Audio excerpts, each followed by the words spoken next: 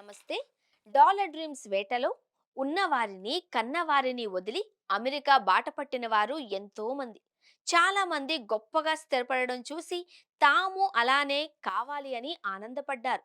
కానీ జరిగిందొకటి, జరగబోయేది మరొకటిలా అక్కడ పరిస్థితులు మారుతున్నాయి. అమెరికా కలలు కల్లలవుతున్నాయి. ఉన్నత విద్య, మెరుగైన ఉపాధి అవకాశాలకు ప్రపంచంలోనే అత్యంత ఆదరణ పొందిన దేశంగా అమెరికాకు పేరుంది. ముఖ్యంగా భారత్, చైనా వంటి దేశాల విద్యార్థులు లక్షల సంఖ్యలో ఉన్నత చదువుల కోసం అమెరికాకు వెళుతూ ఉంటారు.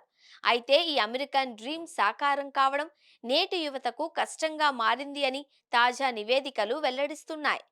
Burning Glass Institute, Strada Education Foundation సంయుక్తంగా నిర్వహించిన ఒక అధ్యయనం ప్రకారం అమెరికాలో ఇటీవల బ్యాచిలర్ డిగ్రీ పూర్తి చేసిన యువ గ్రాడ్యుయేట్లలో దాదాపు సగం మంది అంటే 52% తమ విద్యార్హతలకు, నైపుణ్యాలకు తగని ఉద్యోగాలలో పనిచేస్తున్నారు. అండర్ ఎంప్లాయిడ్గా ఏదో చిన్న జాబులతో నెట్టుకొస్తున్నారు. డిగ్రీ పూర్తి చేసిన యువత కూడా తమ నైపుణ్యాలు అవసరం లేని సాధారణ లేబర్ పనులు, ఆతిథ్య రంగం లేదా ఇతర చిన్న చిన్న పనులలో జీవనం గడుపుతున్నట్టు ఈ నివేదిక స్పష్టం చేసింది. ఉన్నత విద్య కోసం లక్షల డాలర్లు ఖర్చు చేసి డిగ్రీలు పొందిన యువత ఈ విధంగా నైపుణ్యం లేని ఉద్యోగాలు చేయాల్సి రావడం అమెరికాలో ఉపాధి రంగం ఎదుర్కొంటున్న తీవ్రమైన సంక్షోభాన్ని సూచిస్తోంది.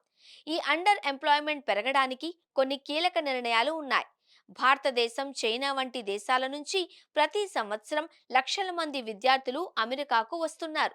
దీనివల్ల నైపుణ్యం కలిగిన అభ్యర్థుల సంఖ్య పెరిగి ఉద్యోగాల కోసం పోటీ తారాస్థాయికి చేరింది.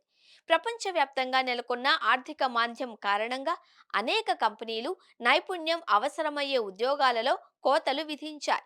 ఇది యువతకు ఉపాధి అవకాశాలను బాగా తగ్గించింది.